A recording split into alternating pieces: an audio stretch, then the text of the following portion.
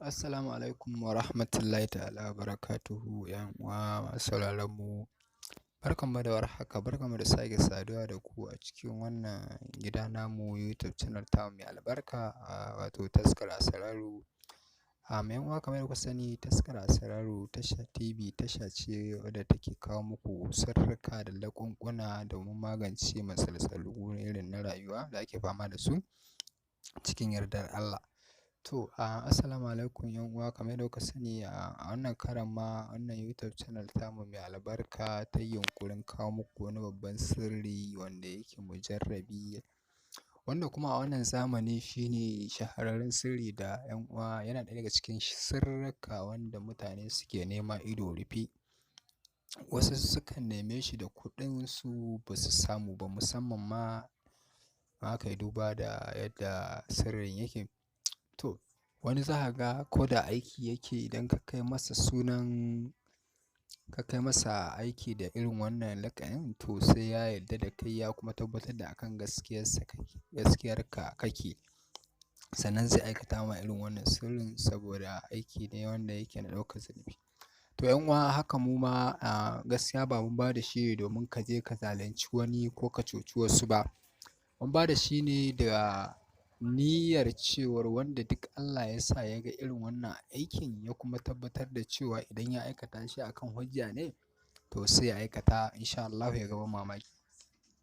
To ‘yan uwa, kar ku sha'afa da Allah, idan wannan shi ne halartar ku wannan YouTube channel tamu mai albarka Taskar Asararu TV, don Allah ku yi mana subscribing, sannan kuma ku danna alamar ƙararrawa domin samun ci gaban shirye-shiryenmu a duk lokacin da muka ɗora.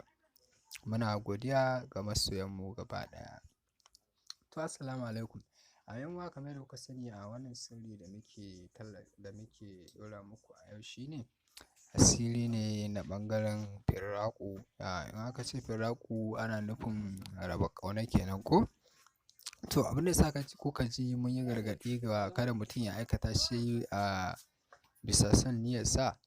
Ita firraƙu gaskiya tana da haƙƙi sosai, musamman idan baka yi ta akan ƙa'ida ba, kuma ba akan yadda ta dace ba. Saboda wasu za su iya zuwa su aikata ta akan zalunci. Kawai ka ga budurwa da saurayi ko wani da wani suna mu'amalarsu ta mutunci, sai ka buga musu irin wannan aiki, to ka ga wannan ka ɗau haƙƙi, kuma kai ma sai ta koma ta taɓa ka, domin ita in dai ka yi ta ba akan ƙa'ida ba, kuma ba akan kyakkyawan niyyarka ko akan zalunci, to magana ta gaskiya kai ma za ta taɓa ka.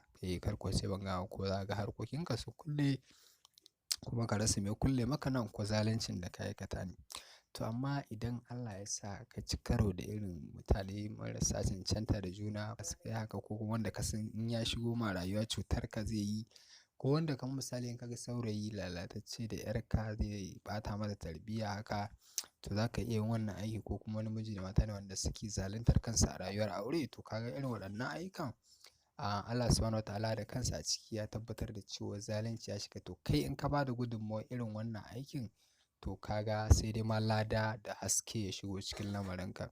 To, sai a tsaya a duba cancantar aikin, a tabbatar da ba zalunci aka aikata a kai ba yayin da za a aikata shi. To, in sha Allahu wannan sirri ne mujarrabi, sirri ne mai zafin gaske, kuma an gwada sirrin ya inganta. To, da farko, ɗan uwa, abin da yake faruwa, za ka nemi takarda ne idan ka ci karo da irin wannan aikin, kuma in buƙatar hakan ta taso. Amma don Allah, mu dai gargaɗin da muke da ɗai, a ajiye sai ranar da Allah ya sa aka ci karo da irin wannan matsalar wanda ta yi daidai da abin da muka faɗa. Wallahi in mutum ya je ya aikata shi a bisa zalunci,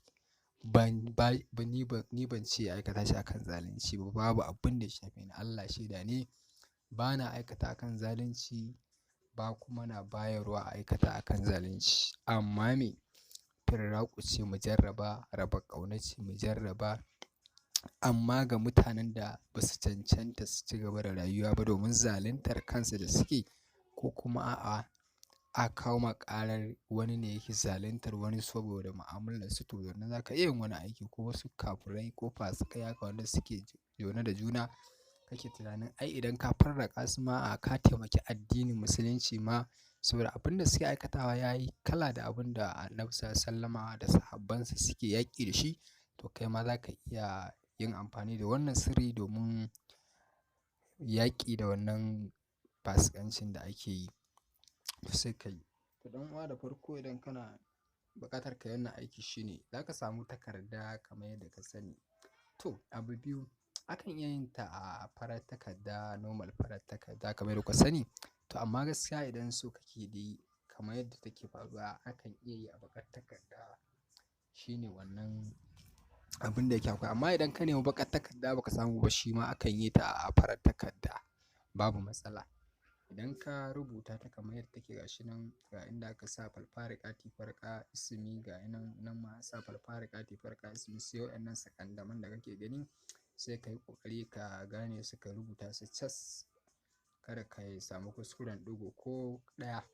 To insha Allahu idan ka rubuta malam sai ka naɗe da laya. Idan baƙar takarda kai aiki da shi to za fa ka nemi baƙin zare ne sai ka mai da ta komai na baƙi. Idan kuma farar takarda ka yi, shi ma dai akan so ka naɗe shi da baƙar zare. To idan ka rubuta kai naɗe da wannan zarurrukan kai laya, to abin da ake so ɗan uwa sai ka je ka samu hanya wadda take mafarraƙa, wadda ta yi rarrabu gida huɗu haka. Mararraba hanya ake cewa kenan ko? Eh. To sai ka rubuta wannan layar sai ka je ka binne a ciki. In kuma ba haka ba, sai ka je ka nemi ƙarƙashin murhu sai ka binne a murhun wuta. Wannan layar tana jin zafin wannan wutar, to insha Allahu an samu biyan buƙata da yardar Allah. Amma 'yan uwa abin da muke so don Allah don Annabi a ji tsoron Allah. A ji tsoron Allah, a jarraba aikin akan niyya sosai. To assalamu alaikum. A don Allah kar ku manta ku yi mana subscribing sannan ku danna alamar ƙararrawa domin samun ci gaban sirri da za mu ɗora kala iri daban-daban. Domin kuwa gaskiya a wannan tasha tamu ta tanadar muku laƙunƙuna kala iri daban-daban. In kuka ga ba mu ɗora muku aiki ba, to gaskiya yana da alaƙa da ayyuka da yayi mana yawa. Tun da gaskiya tun lokacin da aka yi zaɓe har zuwa yanzu ayyuka ne a hannunmu, su suka hana mu sauraron inda wata channel take ma domin mu san da waɗanda ba sa kusa da mu na nesa kenan, kamar wanda za mu ɗora, sai mu ɗora aiki suke amfana. Domin gaskiya ayyukan da suke a hannunmu a lokacin ya sha kanmu, ba za mu iya tsaya mu ware wata na dare ko rana mu ɗora muku aiki a YouTube channel naku amfana ba. Amma muna sane da ku, ba wai manta muka yi da masoyanmu ba. Mu dai ku kasance da channel ɗinmu mai albarka cikin yardar Allah. Wassalamu alaikum 'yan uwa. Muna godiya, a yi mana subscribing da